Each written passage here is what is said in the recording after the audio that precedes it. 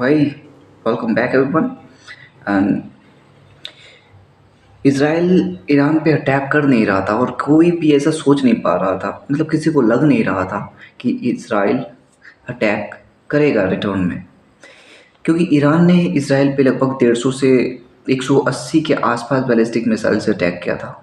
Iran को अच्छा खासा ठीक ठीक ठाक नुकसान हुआ, सिविलियंस कोई मरे नहीं थे खास। बट इसराइल बड़ा गुस्से में था।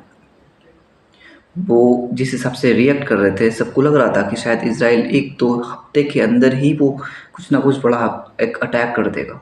सभी ऐसा सोच रहे, बट एक हफ्ता गया, कोई अटैक नहीं किया। दूसरा हफ्ता गया, नो अटैक। फिर धीरे धीरे लोगों के दिमाग में ये घुसने लगा, मतलब लोग ऐसे सोचने लगे, लोगों के दिमाग में ऐसे विचार आने लगा कि शायद शायद इसराइल ठंडा हो गया कुछ अन्य कारणों की वजह से। वो कहते हैं ना, साइड में सऊदी अरेबिया है ईरान के, फिर यूएई है।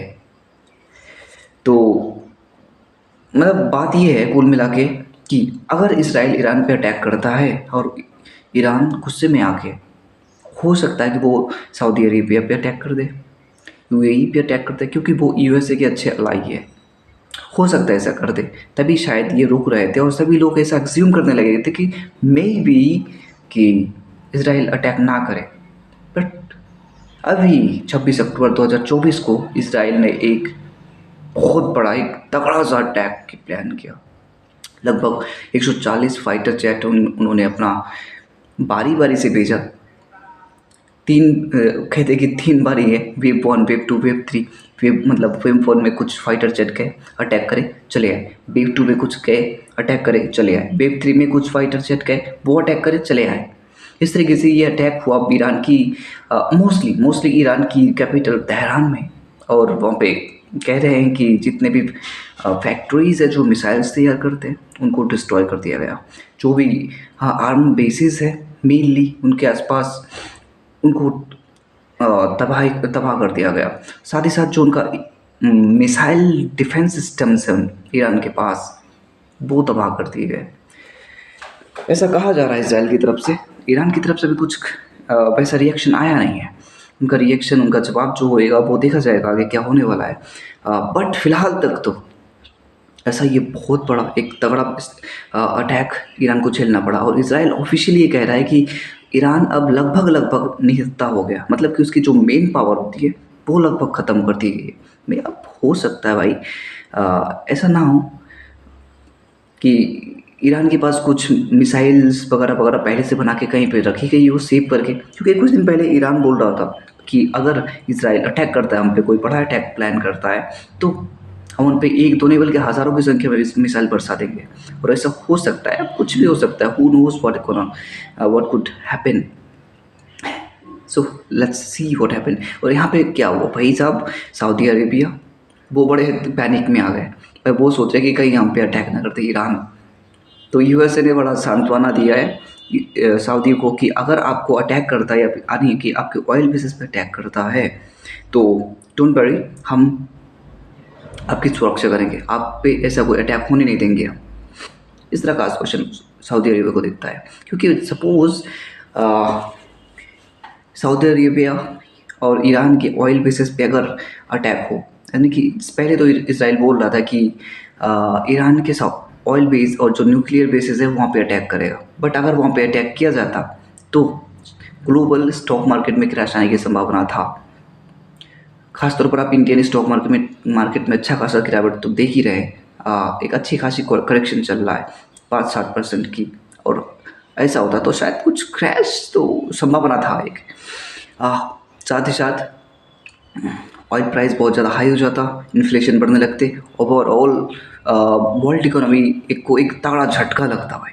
बट फिलहाल तक तो ऐसा कुछ समझ में नहीं आ रहा है। इसराइल अपनी तरफ से बोला है कि हमने उस हिसाब से अटैक नहीं की, बट हमको जितना अटैक करना था हमने कर दी। फिलहाल हमारी तरफ से गेम ऑफ, खेल बंद है। ईरान अगर यहाँ पे थोड़ा मान जाता है और वो रुक जाए तो ऑल ओवर लगभग आप समझ सकते हैं कि सब कुछ ठीक ठाक है। बट फिलहाल तो कुछ एक टाइप का ऐसा वॉर चल रहा है जो कि ईगो वॉर है। अपने रिस्पेक्ट पे बात आ गई, अपने सम्मान पे बात आ गई, अपने वो कहते हैं ना, याद नहीं आ रहा वो वर्ड यार। वो कुछ ऐसे बोलते हैं कि अपनी सम्मान या इज्जत, जो कुछ एक शब्द होता है, वो ऐसा प्रतीत करते हैं कि अपनी इज्जत पे आँच आई तो टकराना ज़रूरी है। तो यहाँ पे भी कुछ वैसा ही चल रहा है भाई। इसराइल के ऊपर जिस तरीके से बातें चलाए जा रहे थे, सभी बोल रहे थे कि इसराइल शायद थम गया, इसराइल वैसा नहीं रहा जैसा हुआ करता था, इसराइल शायद अटैक ना करे कुछ वजहों से। तो इसराइल ने किया भाई, इसराइल ने वो अपना ईगो दिखा दिया, उन्होंने अटैक कर दिया। अब यहाँ पे टाइम है भाई ईरान का। हो सकता है वो भी ऐसा कुछ ही ओवर में आए, बिकॉज उनके पीछे, इनके बैक में चाइना, रशिया, इनका सपोर्ट है, बहुत हैवी हैवी सपोर्ट है। अब देखो यहाँ पे इसराइल ने बड़ा सोच समझ कर अटैक प्लान किया, बिकॉज सपोज करो कि अगर इसराइल ईरान के ऑयल बेसिस, न्यूक्लियर बेसिस पे अटैक कर दिया होता तो, बट नहीं किया। उनको अटैक करना था, उन्होंने किया, but oil basis, nuclear basis को डिस्ट्रॉय नहीं किया, क्योंकि उनको पता था। भाई बहुत समझते हैं ये लोग यार, सब बहुत सोचते हैं। कहते हैं ना कि दुनिया की सबसे सबसे बेहतरीन अगर कोई इंटेलिजेंस एजेंसी किसी के पास है तो वो शायद इसराइल के पास है, मोसाद। तो वो एक अटैक करने से पहले बहुत ज़्यादा सोचते हैं, बहुत ज़्यादा। समझ रहे हो एक बात कि 140 फाइटर जेट को भेजा गया ईरान में, उनमें से किसी एक फाइटर जेट को कुछ घंटा नहीं उखाड़ा इन्होंने। This is quite amazing, right? हाँ, अमेजिंग। आगे क्या हो सकता है भाई, आगे क्या डेवलपमेंट होने की संभावना है? देखो, फिलहाल अमेरिका तो सपोर्ट कर रहा है इसराइल का, और कह रहा है कि फ़िलहाल यहीं पे अपना सारा का सारा वॉर वगैरह, ईगो वीगो छोड़ दो, आगे कोई वॉर ना करो, यही काफ़ी है, यही बेहतर है, जितना हो चुका है बहुत हो चुका है। फ़िलहाल अमेरिका कह रहे हैं कि शांत हो जाओ भाई साहब अभी। और आगे जो डेवलपमेंट होता है हम देखेंगे, बातचीत करेंगे, उस पर डिस्कस भी करेंगे, मज़ा आएगा हमें। मज़ा क्या आना यार, मज़ा आना शब्द थोड़ा सा गलत हो जाता है।